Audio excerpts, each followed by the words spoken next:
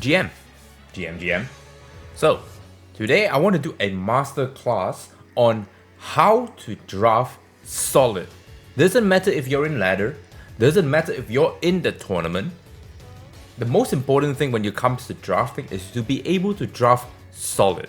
And why is that? It's because if you have a very, strong fundamentals in drafting, of course, then your games will usually be dictated to be more favorable to the person that draft better, right? And so I want to go through the second day finals of the $4,000 weekly tournament where Zim and Borg faced off, and I want you guys to see how, Zim and Borg played, because both of them got to the finals. All right, I'm not trying to take anything away from both of them. They both did fantastically well, but it was very evident that Zim here understood the assignment and he drafted extremely solid. Okay, Borg on the other hand was trying out new things in the finals, so we will also take a look at what he was trying to accomplish to try to combat, Zim in the finals instead of just playing more traditionally. But we're going to be looking at solid drafting here. Okay, so without further ado, let's jump into the game and let's analyze it. Okay, so we can see that we are in the finals here. Alright, I've skipped around so that we can find the final match. And this is the final, just the best of 5. As you can see, you need to win 3 to be able to, win the entire set, right?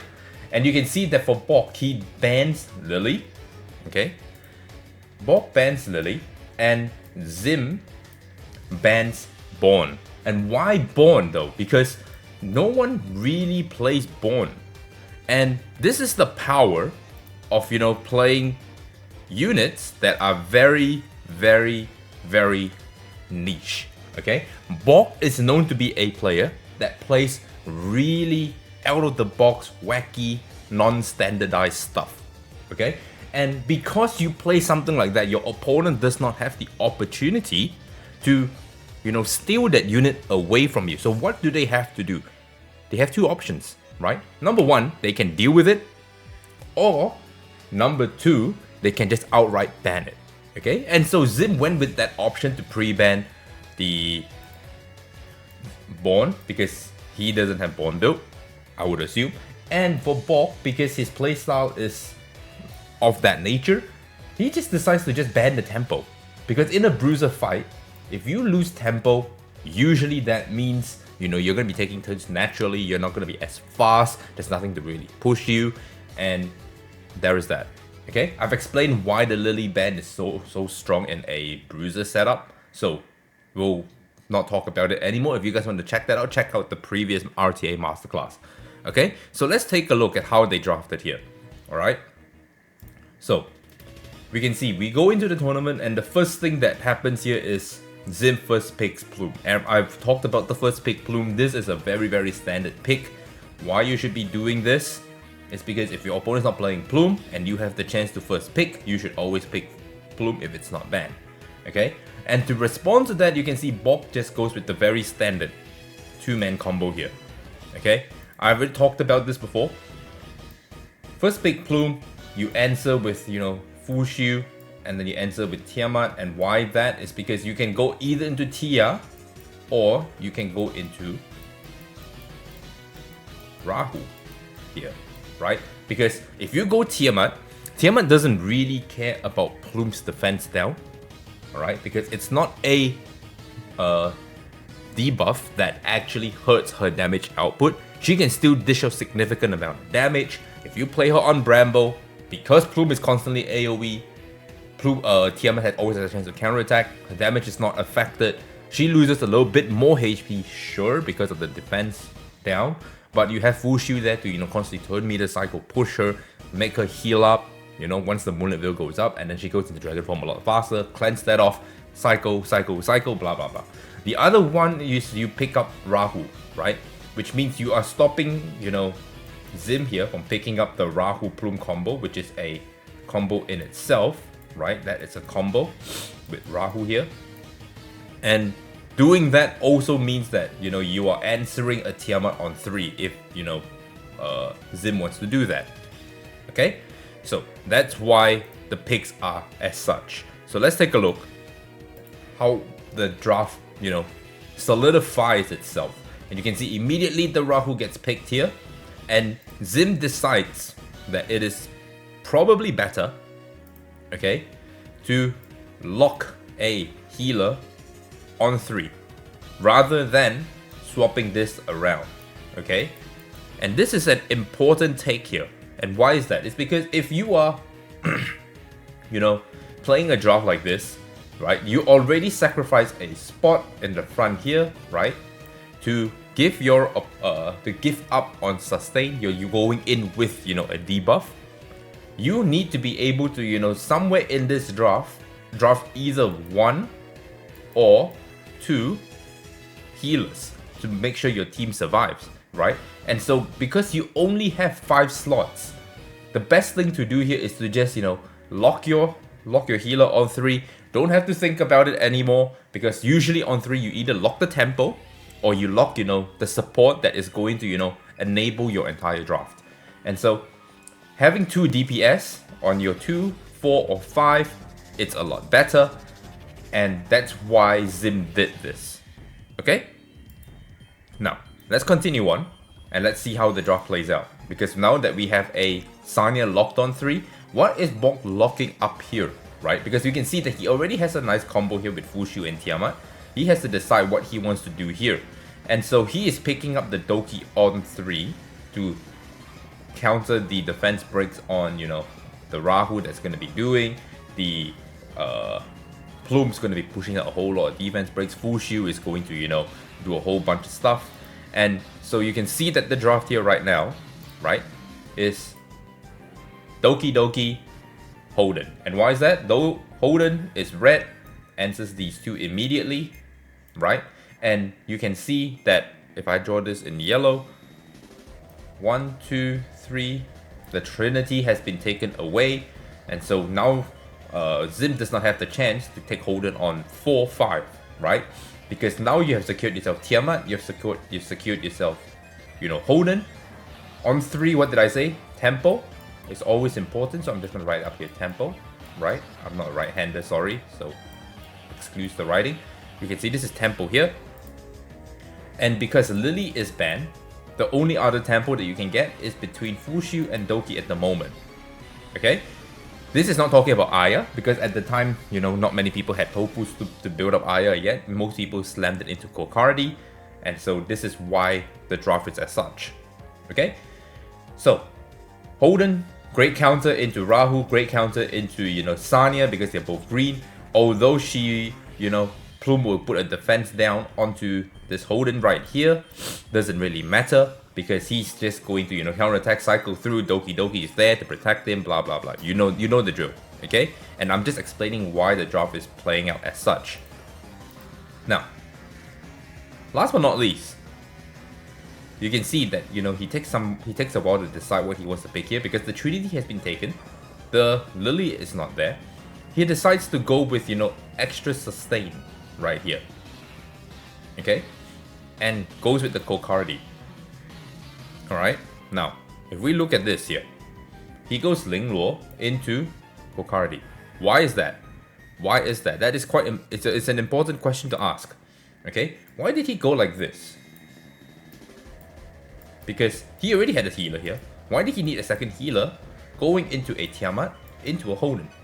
Okay, and so the idea here is that if you look at this draft here,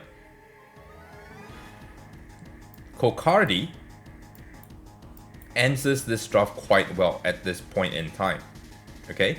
Because if the Tiamat does not transform quick enough to try to deal with the Kokardi, everything melts. This hard counters this hard counters this hard counters this. And why? It's because you have no reach into Kokardi until your Tiamat transforms. You do have the one S3 here that can touch him, but that's it, right? Then you're gonna have to wait 4 turns, okay? Because you have to know that Doki is going to definitely give all the cooldowns to Fushu first, and then you're gonna get maybe 1 here, or if you use your S2, you might get 1 here, okay? And so throwing her S2 all into Fushu means that your AoE is lackluster until Tiamat transforms. The second that happens, then Kokardi becomes an issue. But then you still have to, you know, factor in that you still have a Sanya that has a revive, you have a Linglord that's healing, you have a constant, you know, defense down pressure alongside assisting from the Rahu. There's still a lot going on here. And so this is going to be a force ban, right? And so why did he pick the Linglord? The Linglord is mainly to counter this, whatever this comes out, right? Right now, this team is quite weak. If we don't look at this unit here, this team is very, very weak into CC. And the best CC unit that got buffed for a bruiser comp is Lilith, right? I'm just gonna write L here to indicate her. And so he is preparing to use Ling to counter this, right? So that's why he picked this. He got his second form of DPS, so now he has 2 DPS that he has to deal with. If he does not want to deal with this last pick here, right? If he doesn't want to deal with the last pick here, there is still the chance to ban the Tiamat, making the entire team much more weaker to defense breaks, because don't forget that Tiamat also does damage. Share. Okay? So with the damage share and all that kind of stuff, this team is naturally very tanky. Rahu needs to be an absolute simp to kill off this team. And even when Rahu procs, there is still a very high chance that this is in trouble right here. Okay? So let's move on. And let's see what Bog picks for his last pick here. Because now he has to find a way to answer the Kokardi. If not, the Kokardi is going to be a 100% ban. And he decides to go with the Yeli. Alright? Yeli with the reach to get to Kokardi is quite important. Also, one thing to, you know, note here, which is quite important, is that Yeli doesn't really care about Plume. Yeli does not really care about Plume. And why is that? It's because when she presses S3, she's going to self-cleanse. No weakness, no defense breaks. You still have the Curse Quill, of course, but she's going to cleanse herself of all of that shit, okay? And be able to answer the Kokardi on 5 here. So that is his reach, because a Yeli that slams the S3 here, and then the Holden that slams an S3 here, a Tiamat maybe slamming S3 or going to Dragon Form, this Kokardi is very, very, very dead. Very, very dead. Okay, so you're gonna have to force Sanya to constantly bring him back, and you know how revive works in this game. When you come back, you start at the bottom of the turn meter bar. Not very good. And so this, you know, this shows, right? This shows that this draft here is a bit more aggressive compared to this. This one is a bit more, you know, standard, slow and steady, try to win the worries that way. This one wants to end the game quick, okay? Get rid of this, you know, reset, damage share, AoE, push, all that kind of stuff, right? All the pushes. And that's what this team is wanting to do. So, what does Zim decide to ban here? Okay? Because he preempt a Lilith on 5. Which means he brought the Linglord here, right? What does he plan to do? He's probably planning to ban 5 already, like I said. Okay? If he looks at the draft here, the 5 can still be is still a very good ban, in my opinion. So, you can see, immediately the Yeli gets banned because he wants to protect Kokardi, and both of them read each other pretty well. Okay, so if we go forward a little bit more, you can see that they both ban each other out. And this is what we call good drafting, right? Because if you're banning last, it's because there is no real answer here in your first 4 to begin with. And so if there is no real answer, the best way is to just, you know, force the ban on each other so that, you know, you can play on your first 4, right? You can see this is a bit more of a standard Rahu draft with, you know, Ling, Sanya, Plume, right? Just constantly cycling, and your Rahu just sitting there assisting. Okay? Meanwhile, over here, he's trying to get tempo. He's trying to, you know, make sure he doesn't, you know, have the defense break stick on any of his units. He's trying to gain tempo through full shield, and Tiamat doing enough damage where, you know, it outvalues the sustain on Sanya and Linglord. And ideally, if Rahu dies the first time, usually the game becomes a lot easier. Okay, so that is what they are going for, but whether this holds up is entirely dependent on how powerful this Rahu is. Okay, so we're going to take a look and see what happens here. Let's cancel this off, let's move forward, and you can see we start the turn, and immediately the Rahu is already assisting, and you can see the damage on the Holden is already stacking up. Fushu hasn't moved yet. He decides to throw the S2 into the Rahu to keep the Rahu at bay, because Rahu without Wrath stack is just a sitting duck waiting to bramble. That's it. Okay, pushing him all the way back, resetting him also means that he's not going to get the Artisan shield, which is going to, make your entire team a whole lot tankier. And so he's trying to, control the Rahu in that sense. Okay? Because if you look properly, you can see that this is a direct counter to the Tiamat already. We all know this. Okay? So, let's continue moving forward. And you can see, they're doing their thing back and forth, right? This is going to take a while. And then it all comes down to how much this Rahu can kill off the unit, because the way Zim plays, he is trying to play into the late game. Alright, he's trying to protect the Holden, the Rahu. He's trying to protect the Plume so that they can go into, the later stages of the Etheria effect to take place, and then every hit that, a Plume does or a Rahu does is going to be significant because of the Etheria effects and the curse kills stacking up. And that is the game plan that Zim is going for. Okay? Bog, on the other hand, he's being more the aggressor here, which is understandable. These are both very good drafts. Don't get me wrong. Okay? But ultimately, who holds out is a matter of whether that Rahu can survive. And you can see they both died. And there you go. Right? There's no way for Zim to come back on this side here. So, let's move forward to game 2. And you can see in game 2, it's still the same bands. Still the same bands. Nothing changed. Nothing fundamentally changed. So there's no real reason to, flip the script right here. Okay? So, Bog goes with the first pick, Tiamat, saying you can have the Plume, right? And so this is what we call a mind game, because if he takes the Tiamat first, it means he's giving up the Plume first pick, which is not a bad idea sometimes, depending on how you want to trap your opponent. So this can always, throw people off course, because people are so used to, oh, if you've got first pick, you're picking Plume, that kind of thing. And so he takes the Tiamat away, so he forces Zim to go Plume into Fushu. And why is that? It's because if he went and picked up the combo here, which is Plume Rahu, okay, then Fushu is open for him to, lock it on 3. And so in order for Zim to answer Bog's playstyle right now, okay, he has to take away the Fushu. And taking away the Fushu means that, you have one less way to answer Plume. Okay? This also means that he is giving up the Rahu, which is fine, right?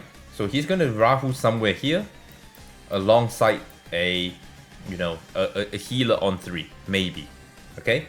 Which means that he will have 2 out of the 3 of the Trinity Bruisers right now that we have here.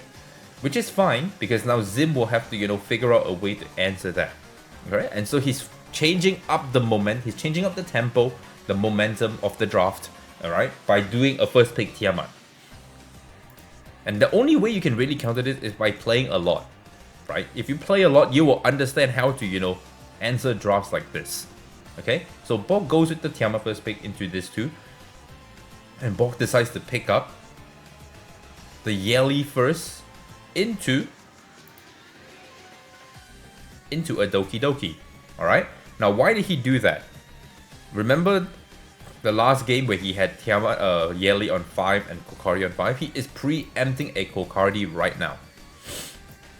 Okay, and because he is preempting a Kokardi somewhere in this draft, he is already, getting it ready so that, it will be a wasted ban to, ban the first 3, right? Because you spend your whole time drafting and then you have to ban the front.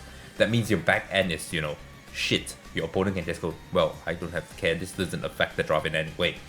Okay, so he's putting this here early so that he can, you know, force bans in 4-5 and let the Yeli through so that he can, you know, nuke this team. Or, number 2, just not let Zim pick Kokardi ever and he can play Kokardi. Okay, so that's what he's doing here. But he's also giving up the Rahu, which is also another combo here for Zim. And he has 3 now, that means he can lock the Rahu on 3 here very easily. Okay, but let's see what Zim decides to do here. Zim decides to pick up the Veronica plus the Sanya. Okay, and why is that? It's because the only real damage that he has here at the moment is the Yeli. The Tiamat is not going to do a whole lot of damage till a lot later, but now he has solidified himself a shielding unit that is going to, you know, take him into the long game where he can just constantly shave off HP non-stop, while, you know, Plume just constantly says no buffs for you, Curse Quill and all that jazz, you're gonna get defense broken. That's how he wants to play it. And he's taking away the Sanya right now, which means that only leaves Bok with a Linglor to play with the Tiamat. If not, the Tiamat is just there as a meat shield to make sure that, you know, his team is just tankier per se. Okay?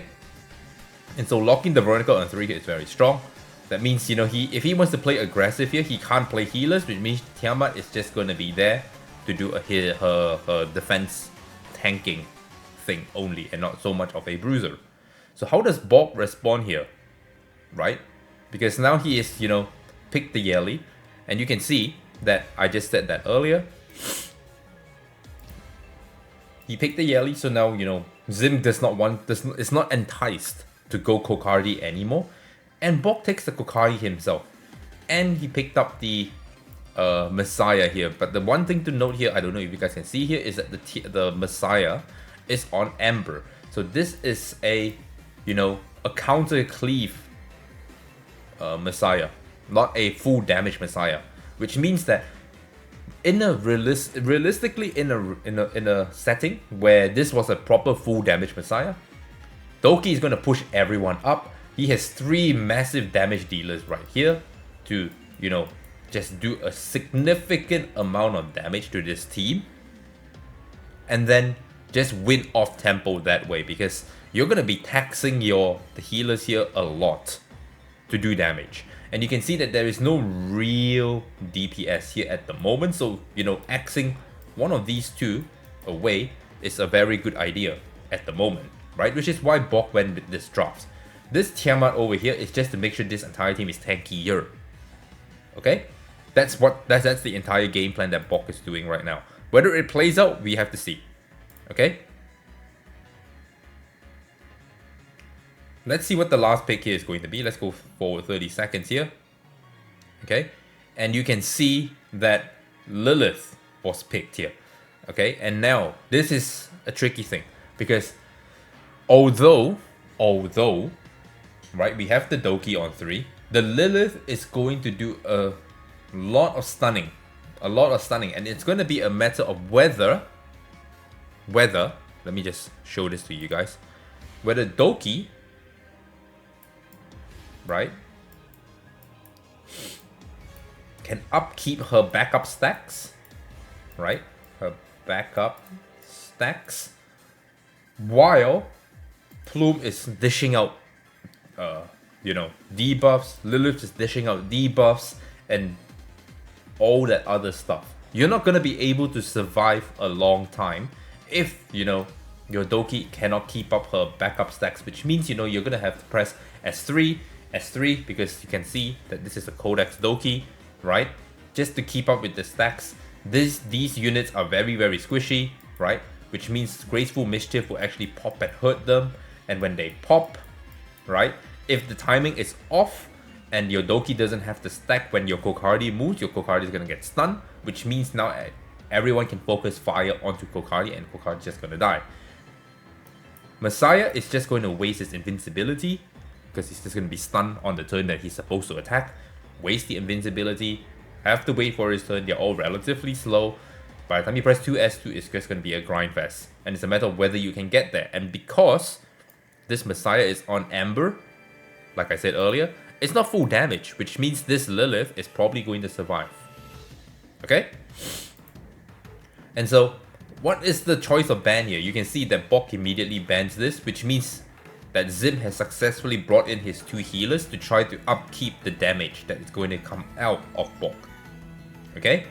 But what does Bok ban here? What does Zim ban here on his side here? Right? He's probably going to be banning a damage of a sort here. But which one is it is the real question. I want you guys to also realize this. Okay?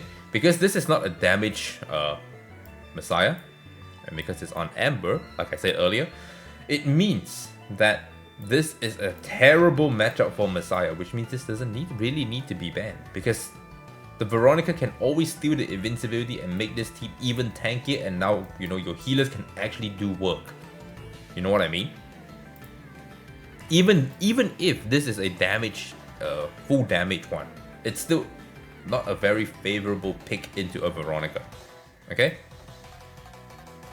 And you can see that, you know, Zim just bans out the Yeli here, because Yeli is the only one here that can, you know, self-cleanse and, you know, bring the game to a relatively quicker state with her defense breaks as well. Okay? So you can see this match here. Clearly you can see that this team is probably going to win, because there is no sustain and not a whole lot of DPS output, because this Messiah is not a full damage Messiah. If it was a full damage Messiah, there was a chance. There would be a chance, because the Doki is going to push twice, the Messiah Kokardi is going to move twice, right? Alongside, you know, your Tiamat over here going into Amber state, and then, you know, getting that one turn on Dragon Form to just nuke. There would be a chance if this Messiah was full damage. There was a chance. But unfortunately, this Messiah was not full damage, and you can see what happens here. Okay, everyone gets pushed up, which is what you expect already. Let's not cut the plume here, which means the plume is going to be putting weaknesses, and, you know, it's going to start chipping down on the backup stacks on the Doki Doki. Kokardi cuts here. This is not ideal and not favorable at all for Bok, because now that pushes up the Veronica. She is probably going to shield here to give yourself an extra layer of defense to make sure that the full shield and the Sunny can get a turn, right? And then this is just where, you know, things is just gonna go south, because the aggressive, the aggro on, you know, Bok side is just dwindled now. See, there's no damage, okay, and that's not enough to kill a bloodbath full HP Veronica at all. And then now with the full shield putting up the buff, that's it. It's game over. Okay? This is where it's game over for Bok. Because the Veronica is going to move, it's going to take the invincibility, and then they have time to recover all the HP that was done. Okay? So if we move forward 30 seconds here, you can see the HP here is just getting fuller and fuller and fuller. Whereas the HP on this side is just getting lesser and lesser and lesser. And so it's game over. Right? It's just game over. And so if we go back a little bit more to the game over section here, Zim just takes this easy days, right? And so let's now go back 10 seconds here. Again, they're going with, you know, the same pre-bans, nothing too fancy here. Alright? But now you can see, let's go back one here. This time, Zim decides to, you know, I'm gonna take the full shield. Alright, I'll play the full shield. You can go play with the plume this time. Okay, that is what the plan is for Zim. And you can see the entire tournament, Zim has just pre-banned Born, and this is a skill that only, you know, obscure players can do to a player, because if he ever lets this loose, Bok now has an extra unit that he can play, which, you know, now Zim has to deal with. And this is important to know. This is important to know. When you know someone how someone plays, you can always, you know, occupy their pre-ban slot. This is very important. Okay? But let's see how this plays out. And I want you guys to look at how solid the drafting is here. Okay? Bok goes with the Plume Tiamat, right? Because the full shield was taken here. Right, and you can see that They are just trying to not let this combo ever be a thing. Okay? And so, if we move forward a little bit more, let's take a look. Zim just decides to, take the healers, leave Bok with a healer that is not as good. Okay? Linglord is not as good for the healing. Alright? Whereas, Sanya has, good capabilities. Fushu is very, very strong with tempo and stuff like that with Lily gone. And he picks up the Rahu on 3 here, which is a direct counter to Tiamat. Now, Tiamat needs to find a way to get some healing in. And that means he has to waste a slot for, a Linglord, or he can just play him aggressive again. And you can see Bok just decides to go with the aggressive route because now the premium healers for Tiamat has been taken. Okay? So let's move forward 30 seconds here. Let's go back. You can see that Zim decides to pick up the Veronica again, right? Because the Veronica is going to provide all the shields, and with the Tiamat, with the Plume constantly pushing, and the Fushu constantly pushing, this Veronica is going to move 7 million times over.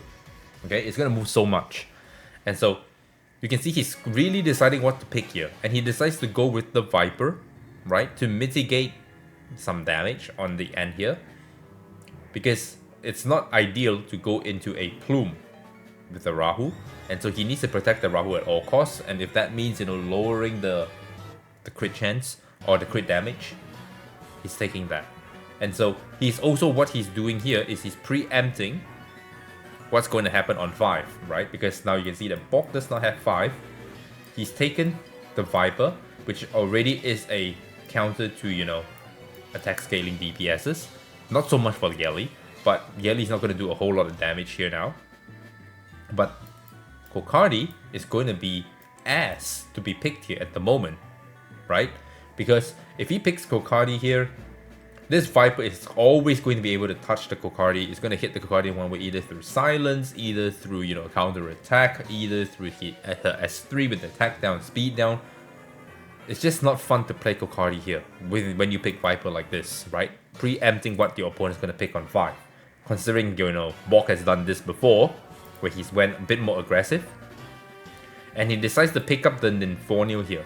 And the Nymphonio here, he's picking it up is because Nymphonio can still, give some kind of, sustain, although not great, to the Tiamat. But most importantly, it's going to, facilitate more damage here. Okay? But the problem is this. This sounds like a force ban to me, because whatever buffs you get, it's going to be given to this, to Veronica, and then you're just going to have, a much harder time trying to crack through all of this alongside, Artisan here, the Halloween here, and now you have 2 Jackal guards that you have to fight with, and because you're going to be giving Rhyme Bloom, you're going to be giving attack buff, you're going to give, the Jackal guards more damage, which is not cool, right? So, let's see what they choose to ban here, right? In my honest opinion, the best ban here is still the Yeli, because there's not enough damage to crack through this. Just with the Tiamat, you already have, the Rahu here that's just going to enter the Tiamat really, really, quickly. And then it's just a grind fest for Zim, right? You can see that Zim drafted very well here. And this is what I mean. He understood the assignment. He knows, he's seen all of this, right? And this is all through practice. And so, you can see that both the Viper and the, Yeli has been banned here, because they are naturally, the counters. If he is going to ban Viper, he needs to ban Yeli, and if Yeli is going to get banned, he needs to, ban the Viper here, right? In the off chance that he decides to either just ban the Plume or the Tiamat altogether, because this is already fucking shit. You know what I mean? So, let's cancel all of this. Let's move forward 30 seconds, and you can see, right? One Rahu S3, one Veronica S2, and they are already all fucking in trouble, right? And so even though he has this one chance with the Nymphonio to get himself back into the game. It's not enough. Not enough when you have a full shield on Moonlit Veil, you have a Sanya, and you have, you know, artisans and shields all around you. It's not enough.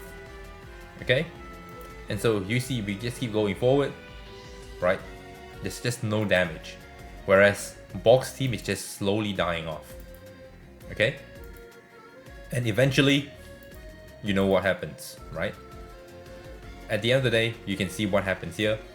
There's no damage. He has to force all the damage into the full shield as to soak up all the damage. Whereas the Rahu now is just dishing damage every time something moves, right? And so Bog just gives up, all right? And so let's take a look here on the last one here, all right? Finally, Bog decides this is a bit too much. I can't deal with the Veronica because of the way he is playing, right? He's playing very aggressive. He's playing, you know, very, how do I put this?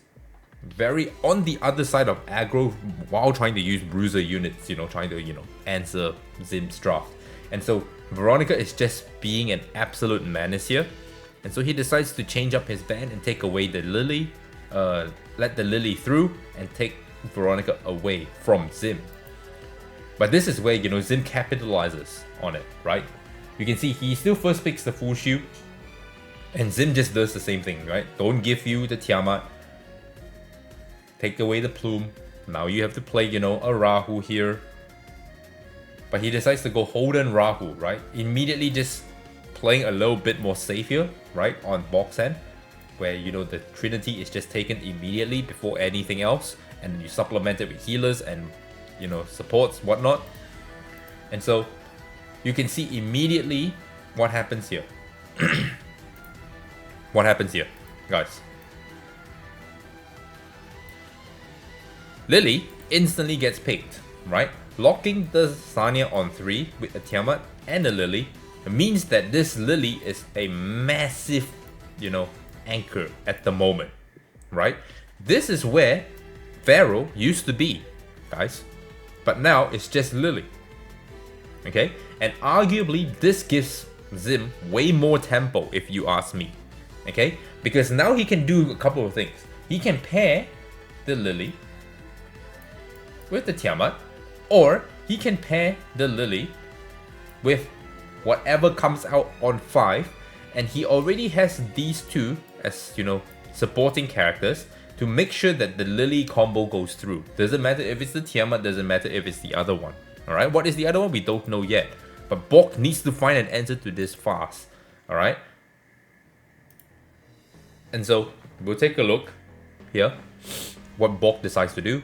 He definitely has to pick up some kind of tempo because all he really has now is just heal plus 2 DPS. He needs to find support and tempo over here to make sure that, you know, he gets the winning drafts. And you can see he decides to pick up the red Chiaki here with the Kokardi. And so Kokardi into the Tiamat, right?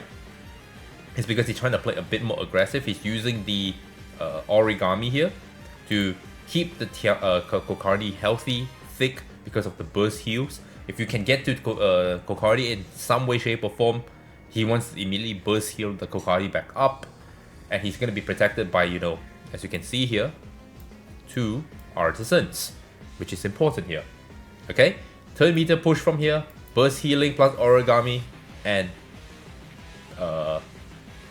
Kokardi on 5. This draft is still very aggressive. He's still trying to play aggressive but with bruises this time. Okay, whereas if we were to take a look at Zim's draft down here, okay, he's thinking about it and he will eventually lock it in. So when he locks it in, that's when I'll pause the video again. Right, there we go. Okay, so he takes the Lily, right, the Lilith.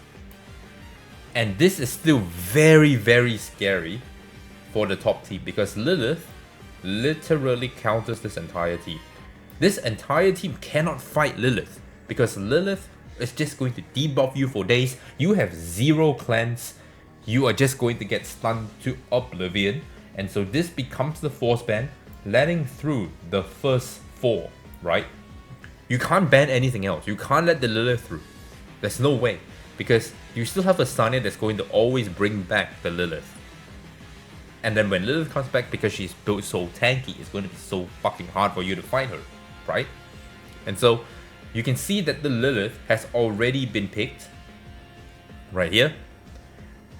And so the first 4 is definitely going to go through if you're asking me how the drop is looking like at the moment. Whereas on this end here, Zim can pick whatever he wants to ban right now, because there's nothing that is really that scary here. You can ban Tempo. You can ban Tempo here, right? Or you can just ban out the healer right here. And then you will have, you know, Tempo plus 3 DPS, which, you know, you are just going to absolutely mop the floor with, you know, Tiamat plus Lily. And you will have Plume here, who is already going to do defense breaks to these two. You know, you have to cycle out of, which you don't really have a way to, right? If you take away the full shield. And so these 2 units are not going to do a whole lot of damage, whereas you are just going to do a fuck ton. Okay? That is the entire draft here. So let's take a look at what they actually banned in game. And I probably won't play this out, because I can already tell you who's going to win here just by looking at the draft. Just by looking at the draft, okay? And so I'm just going to let this play out a little bit more. If not, we're going to be jumping around too much. I don't want that to happen. But you can see that this Lilith is the main contributor to being the force ban here, right? And if you look at this draft here, right? The biggest mistake that happened right here, the biggest mistake that happened right here is Bok banning Plume. Okay? Because no matter what way you look at this draft, okay? Let's just see if I can, you know, there's no way actually. So if we just take a look at, I'm just throw a box like this. Okay? Let's throw a box here. If you just look at the boxes like that, okay? Holden, Rahu, Red Chiaki, Kokardi versus Tiamat, Sanya, Lily, Lilith. Just by looking at that draft, you can already tell who is going to win. Why? It's because if you simulate it in your head, which is what I do a lot, right? I don't have to play a whole lot of RTA. I simulate a lot of games. I watch games, I look at draft, I simulate it in my head, and then I learn the draft, then I will play when I need to play. But this is what happens. Lilith is going to go first. This is going to be, you know, a twin trick onto the Lilith, just so that you can constantly cycle her, keep the constant speed up, keep the constant speed down on your opponent, and your opponent just does not have a chance to play. Because the second you get that engine running, you're fucked. Okay? Now, maybe this is on Bulwark. Maybe this is on Bulwark. But these two are definitely not on Bulwark, because they are on, you know, Artisan. And so the 2 best things you can do on Artisan, right? The most synergistic one is to put Strive on it, so you can cycle faster, get the shield up, or you're playing Bramble, where you're just playing for counter attacks, right? So naturally you're just gonna, you know, slam it into these 2, keep them locked, and then just use Lily to cycle Lilith non-stop and just win the game. You don't even need to use the Tiamat. The Tiamat's just gonna sit there, take a turn naturally, poke a bit, poke a bit, poke a bit, right? Eventually she's gonna transform, and then this Kokardi is just fucking cooked, right? Because this Kokardi is going to get stunned, like it or not. It will get stunned, and then the Tiamat will have a chance to go into it. Okay? And so, like I said earlier, Zim banned the right one, because I would also do this. I would have banned this, because none of this is threatening to my board right now. Except for the Fushi, which is the one that is going to give it the tempo and the cycling out of the debuffs. Okay? He had to ban this, like it or not. He had to ban the Lilith. He had to ban the Lilith. If not, you were just gonna get eaten alive. But this, you can see that because of the last pick here, it grieved him into, you know, banning the Plume, because he wants to keep his Holden alive. He wants to keep his Rahu alive, with the lack of defense breaks, which is, you know, the attack break per se. And the Red Chiaki is also not a fantastic pick here. It was not a fantastic pick here. I would have just given up the way I would have drafted this, right, is you can go with your Tiamat here with the full shield, That's fine. I wouldn't have gone Holden Rahu straight away, to be honest with you, to be very frank. Because you are just opening yourself into a Lilith draft. I would have, at least taken away the Lily, since that you have... Oh, oops. Since, you open up the Lily, I would have taken the Lily, put it on 3 here. Okay? Probably put a Rahu here, lock the Lily, right? And then play a Lily draft from here on out. Okay? That's something that I would have done. Hindsight 2020. Hindsight 2020. You could have given him the Rahu, that's fine. But as long as, you already banned out the Veronica, right? You have to take this away from Zim so that you can play your draft. Okay? And that is the masterclass, guys. This is what I call solid drafting. You can see how Zim played here. It is very, very solid. Bok also played very solid. Don't get me wrong. They're both in the finals. Okay? I'm not taking anything away from them.